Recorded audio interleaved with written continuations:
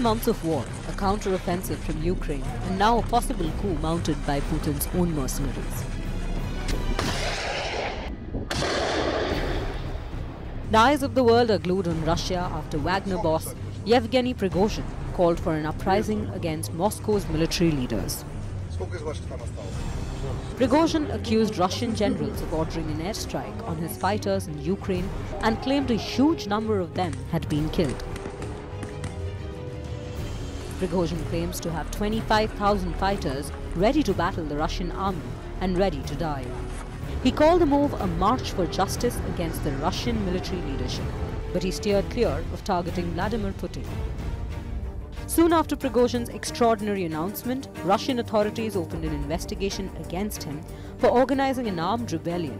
He could face up to 20 years in prison if prosecuted.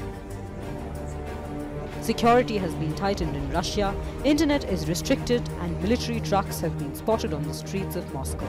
Wagner forces have reportedly entered the Russian city of Rostov-on-Don, which is near the Ukraine border. Residents have been told to stay calm and remain indoors.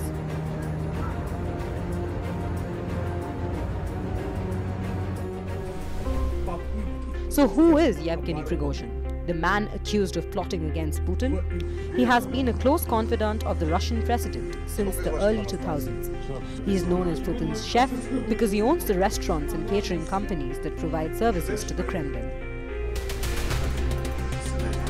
In 2014, he founded the Wagner Group, a private military contractor which was involved in conflicts in Syria, Libya and Ukraine and accused of human rights abuses. According to the US, Wagner Group had 50,000 personnel inside Ukraine, 10,000 of them were contractors and 40,000 were convicts from Russian prisons. Prigozhin's Wagner force proved to be pivotal to the Russian war effort in Ukraine. But off late, he had a running feud with Russia's top brass over alleged corruption and indifference to lives of soldiers.